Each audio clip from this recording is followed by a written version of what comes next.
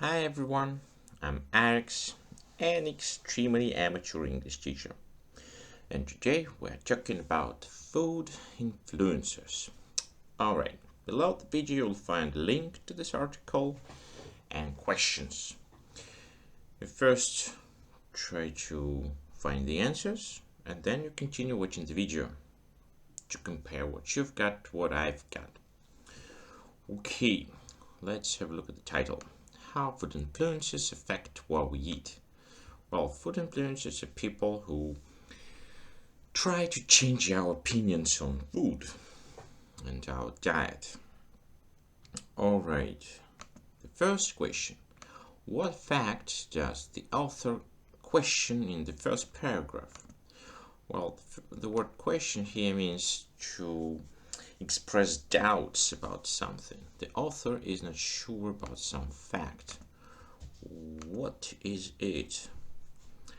Well, the author here questions our independence in decision making when it comes to our diet.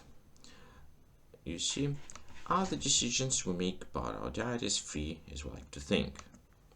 The author believes that there are some factors that affect our opinions, and the next question is what those factors are.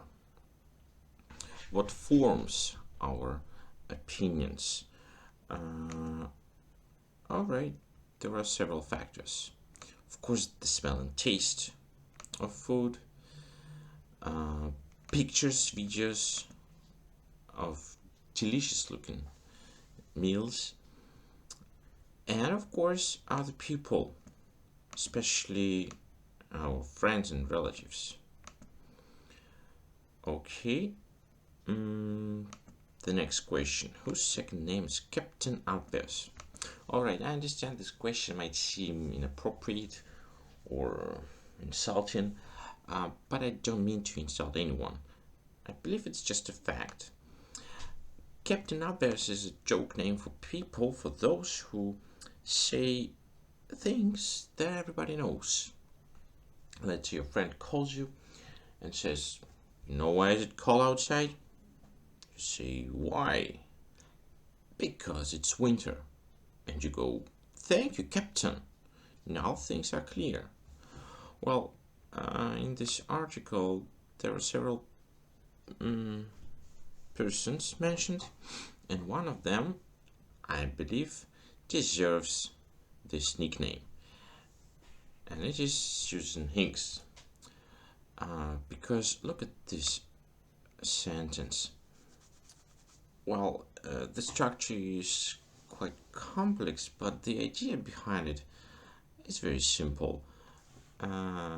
She says that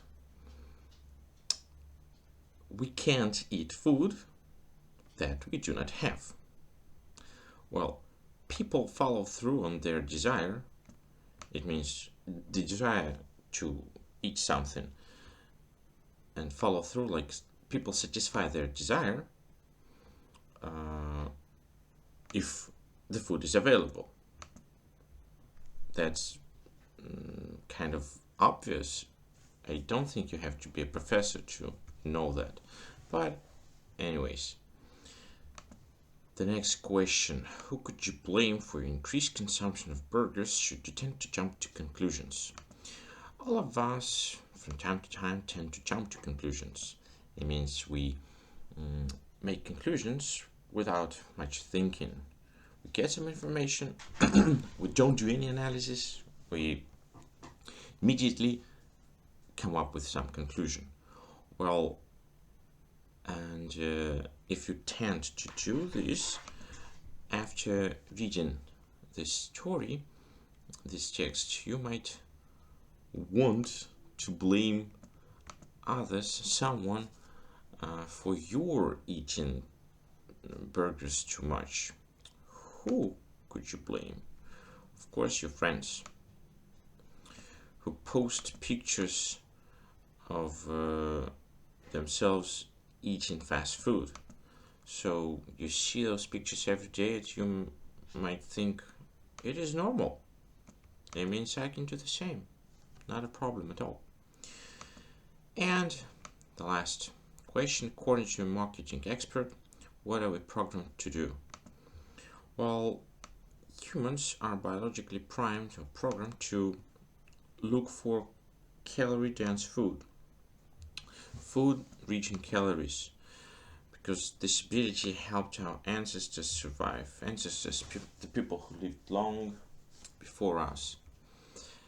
And this ability, over the course of evolution, it grew into some kind of addiction to products containing saturated fat, because such fat stimulates pleasure centers in our brain. But again, this is according to this professor. All right, so let's stop now. Thank you a lot for your attention, and see you around, guys.